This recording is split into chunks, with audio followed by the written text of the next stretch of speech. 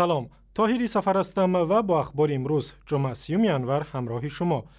در نشست نخستین خبری یوسف رحمانوف دادستان نوی کل تاجیکستان در دوشنبه مفتشان دادستانی تصدیق کردند که مقصود ابراهیموف پیشوای یک سازمان مخالف دولتی تاجیکستان در روسیه و یکی از یاران عمرعلی قوتوف رهبر گروه 24 در بازداشتگاه در دوشنبه قرار دارد.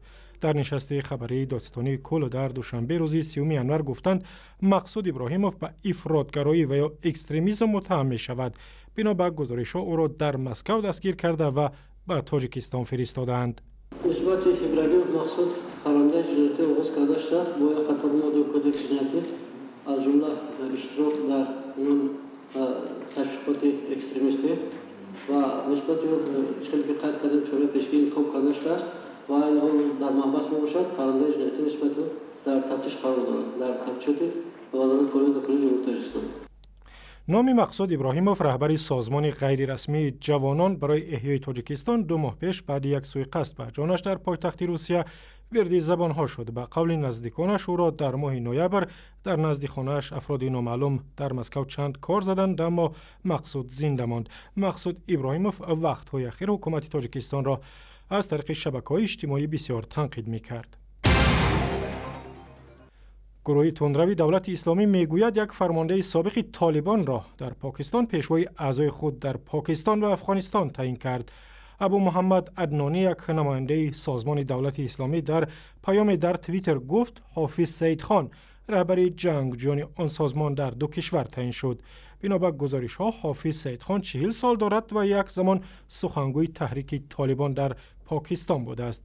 از این پیشتر گزارش شد که مولا رؤوف، یک رهبر سابق طالبان در افغانستان، در ولایت هلمند برای گروه دولت اسلامی اعضا جمع می‌کند. سازمان افراطگرای دولت اسلامی که مناطق وسیع سوریه و عراق را اشغال کرده است، بنابر گزارشات در افغانستان نیز فعالیتش را آغاز می‌کند. نمایندگان تاجیک سقورته شکایت دارند که شرکت‌های هواپیمایی حق بیمه را نمی‌پردازند و از این سبب مبلغ‌های زیادی به بودجه دولتی تاجیکستان وارد نمی‌شود. در نشست خبری این شرکت روز 30 ینور در دوشنبه رهبران تاجیک سقورته از جمله قرض شرکت دولتی تاجیک ایر را مثال آوردند. در نرخ چیپتا 2% داخل کرده شود. قرار حکومت تا امروز از اعتبار ساقط کرده شده نبود و میبایست که تاجیک و دیگر شرکت‌های هواپیما سامانه ایست-ایر باید مبلغ‌های سقوطی بپردازند. علاوالدین ستاروف همچنین گفت در صورت پرداخت نشدن حق حتمی بیمه و یا سقوط مسافران هواپیما در صورت فلاکت در هواپیماها، تاجیک سقورته سیانی آن را جبران نمی کند.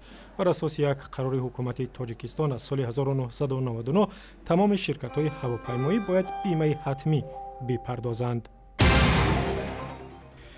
تعدادی از شهروندان اوکراین از ترس درگیری و نزاع در شرق آن کشور به تاجیکستان آمدند و بعضیشان درخواست پناهندگی کردند.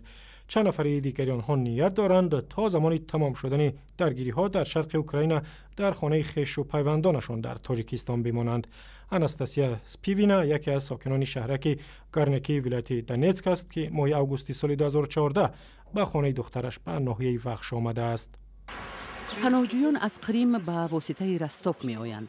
من هم با همین راه آمدم. بر علاوه در رستوف دختر و نبیرم اقامت دارند. سازمان غیر حکومتی حقوق و بهبودی در دوشنبه میگوید سال 2014 به سازمان آنها 11 شهروند اوکراین برای پناهجویی مراجعت کردند. سفارت اوکراین در دوشنبه گفت در چند ماه اخیر تنها 4 شهروند این کشور به سفارت گفتند که میخواهند تا زمان انجام جنگ در خانه‌های خویشاوندانشان در تاجیکستان بمانند. در شرق اوکراین از ماه اپریل تا کنون مناقشه میان نیروهای دولتی و جدایی طلبان طرفدار روسیه ادامه دارد.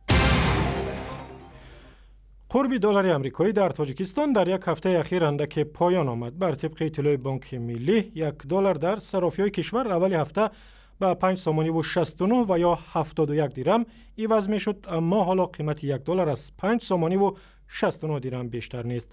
قرب روبل روسی و یورو نیز در برابر سامانی پایین تر آمدند. بحران در روسیه سبب پایان آمدن قرب سامانی در تاجیکستان نیز شد و اخباری از این هم بیشتر در وبسایت رادیو آزادی، در صحیفه های ما در فیسبوک، توییتر و یوتیوب و هم زمینه مخصوصی رادیو آزادی برای تلفن‌های همراه.